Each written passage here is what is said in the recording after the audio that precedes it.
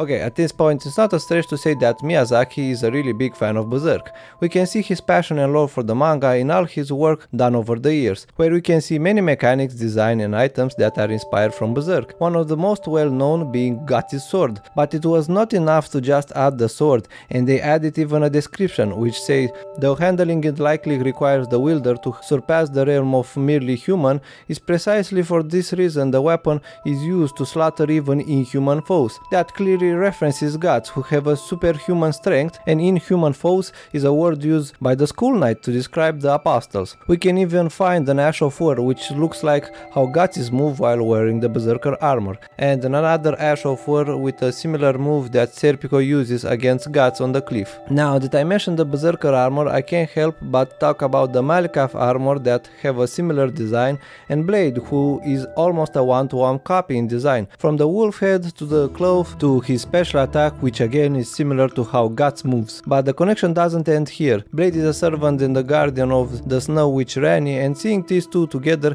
just remind me of Guts and Shirike relation, who is also a witch, and they both have similar design in clothing. In the game we also find the blacksmiths who help us in our quest, and around him we can see some of his discarded creation, one of them being Guts' sword, the Dragon Slayer, similar to how Godot created the sword but he didn't like at the start. We can find another reference in the fight with Rykard at the second phase, where he pulls out a sword from his mouth, similar how School Knight pull out the sword of actuation, even the sword looking similar.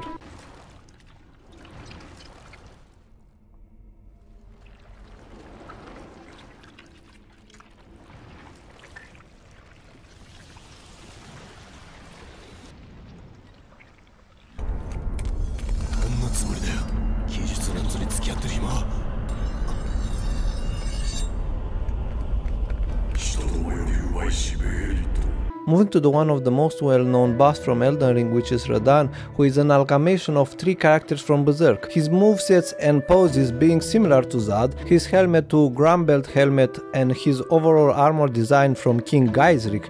We can even see the exact same model in the front of the helmet. Still at the topic of the bosses, Malenia have a very familiar helmet to Farnese's and a prosthetic arm who holds a weapon like Guts.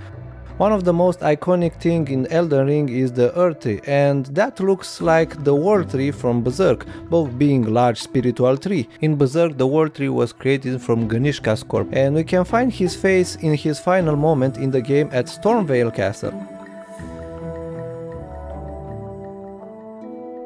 Speaking of cushions, the Flame Chariot have a resemblance to the cushion boat, and let's not forget about Salat. We can find his hat in the game in the nomadic set with the description mentioning about a clan who was accused of heretical beliefs, which hints just a little bit at the Bakirakas, the clan where Salat is the leader. We can even find one of his weapons that he used in the early chapters. We also find a talisman that raises the equip load with the description, this talisman was driven from an unusual greatsword, once wielded by a hero hungry for vengeance, clearly referencing Guts, and we have even some familiar locations like the Hill of Sword and the Hangman Tree. We also can find the Bloodhound set that is an exact copy to what we can see in the manga, the Fire Giant that has a similar design to Wild, especially in the second phase where you can see the eye and the mouth, and Mikala Cocoon which looks like Griffiths at his rebirth. Speaking of,